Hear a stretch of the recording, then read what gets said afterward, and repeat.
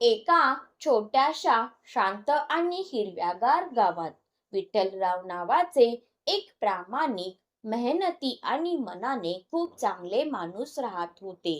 गावातील प्रत्येक जण त्यांचा आदर करायचा, कारण त्यांनी आयुष्यभर कष्ट करून आपलं आणि आपल्या कुटुंबाचं जीवन उभं केलं होतं. त्यांच्या कुटुंबात पत्नी, एक मुलगा आणि एक मुलगी असे 4 सदस्य होते. मोठा मुलगा रोहन आणि धाकटी मुलगी सोनाली. हे दोघेही खूप गोड, निरागस आणि समजूतदार होते. घरात नेहमी हशा, आनंद आणि प्रेमाचं वातावरण असायचं. पण नियतीला काहीतरी वेगळंच मान्य होतं. एक दिवस विठ्ठलरावांच्या पत्नीची प्रकृती अचानक खालावली. गावातील डॉक्टरांकडून उपचार झाले. शहरातील मोठ्या हॉस्पिटलमध्येही त्यांना दाखवण्यात आलं. पण सर्व प्रयत्न निष्फळ ठरले आणि एका दुर्दैवी दिवशी रोहन आणि सोनालीच्या आईने या जगाचा निरोप घेतला. त्या दिवसाने संपूर्ण कुटुंब उद्ध्वस्त झालं. रोहन अजून खूप लहान होता. सोनाली तर आईशिवाय एक क्षणही राहू शकत नव्हती. आईच्या निधनानंतर ती अनेक रात्री रडत झोपायची आणि झोपेतून उठून आईला हाक मारायची. पण तिच्या हाकेला उत्तर देण्यासाठी आई कधीच परत येणार नव्हती. विठ्ठलरावांची अवस्था देखील काही वेगळी नव्हती. पत्नीच्या जाण्याने ते आतून पूर्णपणे तुटले होते. पण मुलांकडे पाहून ते स्वतःचे अश्रू लपवायचे, कारण त्यांना माहीत होतं, जर तेही खचले तर या दोन छोट्या जीवांचं काय होईल. म्हणून त्यांनी स्वतःचं दुःख मनात दाबून ठेवलं आणि आई वडील दोन्ही भूमिका निभावण्याचा प्रयत्न केला. सकाळी कामावर जाणं, मुलांना शाळेसाठी तयार करणं, त्यांच्या जेवणाची व्यवस्था करणं आणि रात्री त्यांना गोष्टी सांगून झोपवणं, हे सगळं ते एकट्याने करू लागले. काळ पुढे सरकत गेला, पण मुलांच्या आयुष्यातील आईची जागा रिकामीच राहिली. हे पाहून गावातील लोक आणि नातेवाईक विठ्ठलरावांना सतत एकच सल्ला देऊ लागले, तुम्ही दुसरं लग्न करा. मुलांना आईची गरज आहे. एवढं आयुष्य एकट्याने कसं काढणार? सुरुवातीला विठ्ठलरावांनी या गोष्टीला नकार दिला, कारण त्यांच्या मनात पत्नीच्या आठवणी अजूनही जिवंत होत्या. पण जसा जसा वेळ गेला तसं तसं त्यांना मुलांच्या भविष्यासाठी हा निर्णय योग्य वाटू लागला. शेवटी नातेवाईकांच्या आग्रहामुळे आणि मुलांच्या चांगल्या भविष्यासाठी त्यांनी दुसरं लग्न करण्याचा निर्णय घेतला. काही महिन्यांनी त्यांच्या आयुष्यात मालती नावाची महिला आली. सुरुवातीचे काही महिने सगळं खूप छान चाललं होतं. मालती रोहन आणि सोनालीशी प्रेमाने बोलायची, त्यांच्या आवडीचे पदार्थ बनवायची आणि सगळ्यांसमोर एक आदर्श आई असल्याचं चित्र निर्माण करायची. विठ्ठलरावांनाही वाटायचं की त्यांनी घेतलेला दुसऱ्या लग्नाचा निर्णय योग्य होता, कारण त्यांना त्यांच्या मुलांच्या चेहऱ्यावर पुन्हा हसू दिसू लागलं होतं. पण काळ जसा जसा पुढे सरकत गेला तसा तसा मालतीचा खरा स्वभाव हळूहळू समोर येऊ लागला. विठ्ठलराव सकाळी कामासाठी बाहेर पडले की घरातील वातावरण पूर्णपणे बदलून जायचं. ज्या मालतीचा चेहरा वडिलांसमोर प्रेमळ असायचा, तीच मालती त्यांच्या पाठीमागे मुलांशी अत्यंत कठोरपणे वागू लागायची. रोहन आणि सोनाली अजून लहान होते. खेळण्याचं, शिकण्याचं आणि आनंदाने जगण्याचं त्यांचं वय होतं. पण मालतीने त्यांच्या हातात खेळणी नव्हे तर कामांची यादी दिली होती. सकाळी उठल्यापासून रात्री झोपेपर्यंत ती त्यांना सतत काम सांगत राहायची. रोहन, आधी संपूर्ण घर झाडून काढ. सोनाली, सगळी भांडी धुवून ठेव. कपडे धुवून वाळत टाक. अंगण स्वच्छ कर. मुलं थकून जायची, पण मालतीला त्याची काहीच पर्वा नव्हती. ती सतत त्यांच्यावर ओरडायची आणि अगदी छोट्याशा चुकीवरही त्यांना शिक्षा द्यायची. एक दिवस सोनालीच्या हातून चुकून एक कप खाली पडला. तो फुटला. हे पाहताच मालती संतापली. तिने सोनालीला खूप ओरडलं. लहानगी सोनाली घाबरून रडू लागली. पण मालतीचं मन अजिबात पिळवलं नाही. रोहनला आपल्या बहिणीची अवस्था पाहवत नव्हती, पण तोही काही करू शकत नव्हता. कारण त्याला माहित होतं जर त्याने विरोध केला तर मालतीचा राग आणखी वाढेल. हळूहळू मालतीचा छळ वाढतच गेला. कधी ती मुलांना वेळेवर जेवण द्यायची नाही, कधी मुद्दाम त्यांच्यासाठी कमी अन्न ठेवायची आणि कधी कधी तर ती धमकी द्यायची, माझं ऐकलं नाही तर आज जेवण मिळणार नाही. हे ऐकून दोन्ही मुलं घाबरून जायची. त्यांच्या लहान मनात सतत भीती निर्माण झाली होती. त्यांना घर म्हणजे सुरक्षित जागा वाटायची, पण आता त्याच घरात ते घाबरत जगत होते. सगळ्यात दुःखाची गोष्ट म्हणजे रोहन आणि सोनालीने ही वेदना कधीही आपल्या वडिलांना सांगितली नाही. कारण त्यांना आपल्या बाबांवर खूप प्रेम होतं. त्यांना वाटायचं बाबा आधीच खूप दुःखी आहेत. जर आपण हे सगळं सांगितलं तर त्यांना आणखी त्रास होईल. म्हणून ते शांतपणे सगळं सहन करत राहिले. विठ्ठलराव घरी आले की मालती पुन्हा प्रेमळ आईचा मुखवटा घालायची. ती मुलांशी गोड बोलायची आणि त्यांची काळजी घेत असल्याचं दाखवायची. विठ्ठलरावांना काहीच संशय येत नव्हता. त्यांना वाटायचं की त्यांची मुलं आणि पत्नी आनंदाने राहत आहेत. पण वास्तव खूप वेगळं होतं. दिवसेंदिवस रोहन आणि सोनालीच्या चेहऱ्यावरील निरागस हसू गायब होऊ लागलं. त्यांच्या डोळ्यात सतत भीती दिसू लागली. त्यांचं बालपण हरवत चाललं होतं. इतर मुलं मैदानात खेळत असताना हे दोघं घरातील काम करत असायचे. इतर मुलं स्वप्न पाहत होती आणि हे दोघं मात्र प्रत्येक दिवस कसा संपेल याची वाट पाहत होते.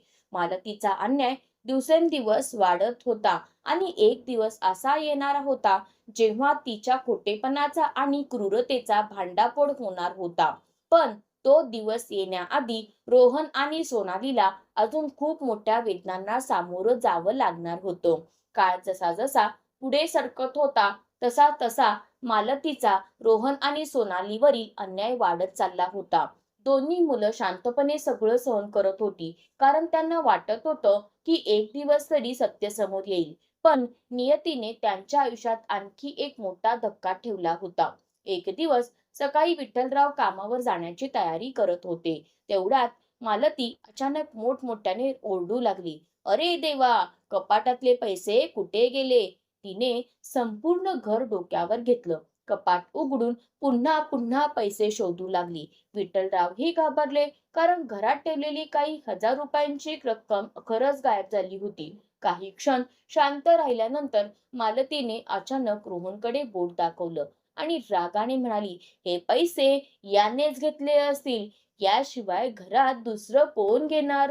हे ऐकताच रोहनच्या पायाखालची जमीन सरकली, कारण त्याने आयुष्यात कधीही चोरी केली नव्हती. तो घाबरत म्हणाला, आई, मी पैसे घेतले नाहीत, मी असं काहीच केलं नाही. पण मालती काही ऐकून घ्यायला तयार नव्हती. ती सतत त्याच्यावर आरोप करत राहिली आणि स्वतःला बरोबर सिद्ध करण्याचा प्रयत्न करू लागली. सोनाली ही रडत रडत म्हणाली, दादा खोटं बोलत नाही, त्याने पैसे घेतले नाहीत. पण त्या दोघांचं कोणीच ऐकत नव्हतं. मालतीने इतक्या आत्मविश्वासाने खोटं बोललं की विठ्ठलरावांच्याही मनात संशय निर्माण झाला. ते काही क्षण शांत उभे राहिले आणि मग रागाच्या भरात त्यांनी रोहनला ओरडायला सुरुवात केली, रोहन, खरं सांग, तू पैसे घेतलेस का? रोहन रडत रडत नकार देत होता, पण त्या क्षणी त्याच्या शब्दांवर कुणाचाच विश्वास नव्हता. विठ्ठलरावांनी आयुष्यात पहिल्यांदाच आपल्या मुलावर इतका राग काढला.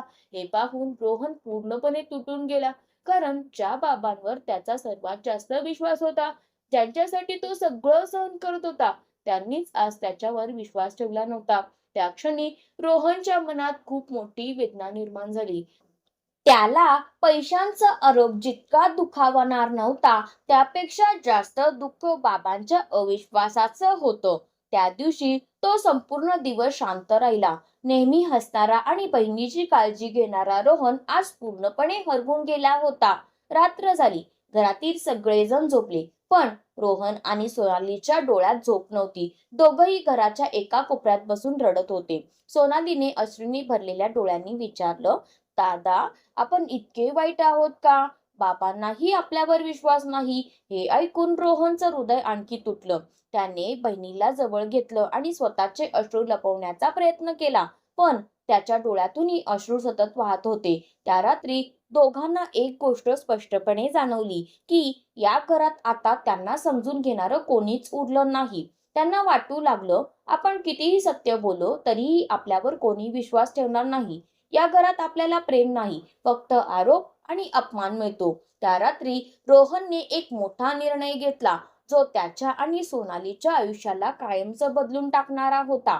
त्याने ठरवलं की जिथे विश्वास नाही, जिथे प्रेम नाही, त्या घरात राहण्याचा काहीच अर्थ नाही. आणि पहाट होताच रोहन आणि सोनाली एका छोट्याशा पिशवीत आपले काही कपडे भरून घर सोडण्याची तयारी करू लागले. त्यांच्या डोळ्यात अश्रू होते, पण मनात एकच वेदना होती. ज्यांना आपण सर्वात जास्त आपलं मानलं, त्यांनीच आपल्यावर विश्वास ठेवला नाही. रोहन आणि सोनाली घर सोडून गेल्यानंतर विठ्ठलरावांचं घर जरी भरलेलं दिसत होतं, तरी प्रत्यक्षात ते पूर्णपणे रिकामं झालं होतं.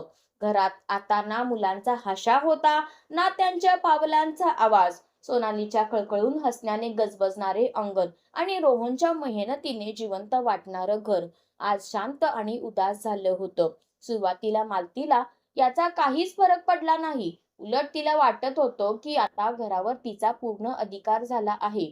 रोहन आणि सोनाली गेल्यामुळे तिच्या मनातील एक मोठा अडथळा दूर झाला होता.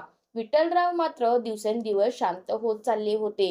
मुलांची आठवण त्यांना सतत सतावत होती, पण मालतीच्या बोलण्यावर विश्वास ठेवून त्यांनी स्वतःच आपल्या मुलांना दूर केलं होतं. त्यामुळे आता पश्चाताप करूनही काही उपयोग नव्हता. असेच काही महिने निघून गेले. एक दिवस मालतीचा धाकटा भाऊ सुरेश त्यांच्या घरी आला. तो काही दिवसांपासून मालतीकडे पैशांची मागणी करत होता, कारण त्याला व्यवसायासाठी पैशांची गरज होती. पण मालती त्याला सतत टाळत होती. त्या दिवशी मात्र त्यांच्यात पैशावरून जोरदार वाद सुरू झाला. वाद इतका वाढला की दोघेही एकमेकांवर आरोप करू लागले. विठ्ठलराव घरातच बसले होते आणि नकळत त्यांचे सगळे शब्द ऐकत होते. रागाच्या भरात मालतीचा भाऊ अचानक ओरडला, तू दुसऱ्यांना प्रामाणिकपणाचे धडे देऊ नकोस.